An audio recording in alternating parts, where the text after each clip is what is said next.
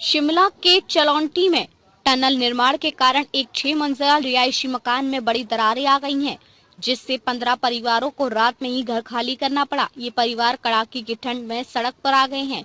मकान के अलावा ढली संजौली बाईपास सड़क में भी दरारें आई हैं, जिससे वाहनों की आवाजाही रोक दी गई है। इसके अलावा देर रात होटल भी खाली करवाया गया, जिसमें पर्यटक काफी संख्या में रुके हुए थे, जो कि रात को ही वहां से निकले। रात को एडीएम भी मौके पर पहुंचे और प्रभावित परिवारों को वहां से किसान भवन शिफ्ट किया गया।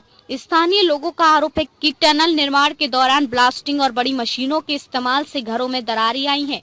उनका कहना है कि 3 दिन पहले ही दीवारों में हल्की दरारें दिखने लगी थी, लेकिन निर्माण कंपनी और प्रशासन ने कोई कार्रवाई नहीं की। सर, हमारे मकान के नीचे से टनल जा रही है, तो उसकी वजह से हमारे मकान के नीचे क्रैक्स आए हैं। तो हमने कंप्लेंट भी की है, वो वहाँ से आए भी थे, लेकिन उन्होंने बोला कि यहाँ खतरे वाली कोई बात नहीं है, आप घबराओ मत, पिलर में कोई दरार नहीं आई है, सिर्फ दीवारों पे आई है।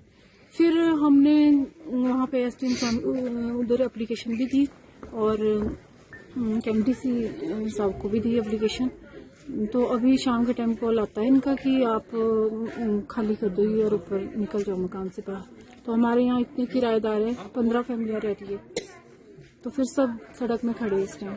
तो बाहर निकलने के लिए बोला गया, क्या कोई व्यवस्था की रहने की कि आपको कहीं और शिफ्ट करते हैं? इतनी रात को कहाँ नहीं जाएंगे? अभी इसके बारे में कुछ नहीं कहा। तो ये दरारें कब से आई और ये सर अभी हमारे को कोई 3-4 दिन पहले पता लगा, अचानक आई ये दरारें। तो कितनी मंजिला मकान था और खतरा किसकी क्या लग रहा है आपको कि जिस तरह से दरारें आई है तो ये इसके गिरने का खतरा भी बना हुआ है?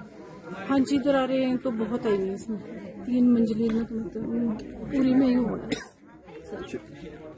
तो क्या आप क्या डिमांड करके ये लापरवाही मानी जाए इनकी तरफ से? लापरवाही है सर, सुबह जब ये सर आए तो बिल्कुल मुँह कर गए कि हमने हजारों टन निकाली है, इसमें आपको मैडम पता नहीं है, हम बेवकूफ थोड़ी नहीं है यहाँ पर। तो कुछ नहीं होगा, कुछ नहीं होगा तुम्हारे मकान को, तुम्हारी इनकी दीवारें पक्की कर देंगे और इसमें कोई खतरा नहीं है तुम्हारे। कल बोला हमारे कब नीचे, मैं तो 10 बजे दुकान बंद करके आया, तब भी मेरे को पता नहीं था भी क्या हो गया। कल हम इनके भरोसे रह गए, ठीक है जी ठीक है, हम सो जाना था आराम से और सवेरे को सब मिल रहा है मकान। ये तो शुरू से हो रहा था, जब मतलब दीवारें ऐसी काम पड़ी, दरार नहीं आती थी, दीवारें ऐसी काम की थी, बुरदरा हिलना कर सारा मकान रात को नहीं। क्या सरकार से क्या आपकी डिमांड रहेगी? इनके ऊपर कार्रवाई होनी चाहिए, कार्रवाई होनी चाहिए, इनके ऊपर कार्रवाई तो होनी चाहिए। मान तो जो जिंदगी ने कमाया, आज 70-72 साल की उम्र है, तो यही लगाया हुआ सारा सब कुछ, इसी कोई भी व्यवस्था नहीं है हमारी, कुछ नहीं बोला हमारे को ये बोला तुम ठीक है और ठीक रहो भैया। अभी 5 बजे बोलते हैं, रात को 6-7 बजे बोलते हैं कि आप खाली करो, भागो यहाँ से भी।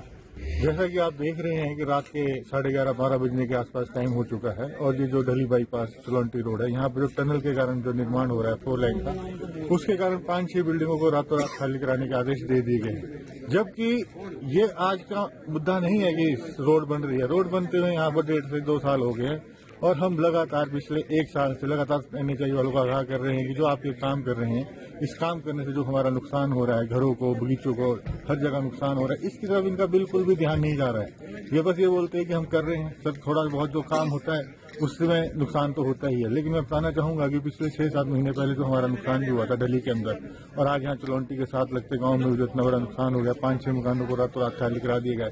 ये कौन सा इन्होंने आज ही बोला कि मकान खाली करने को बोला? वर्मा कॉलोनी से मुझे पिछले 1-1.5 महीने पहले भी फोन आया था कि हम रात को सो नहीं पाते हैं, ब्लास्टिंग की आवाज आती है। इसका मतलब लगातार ब्लास्टिंग कर रहे थे जिससे जमीन बैठ रही है।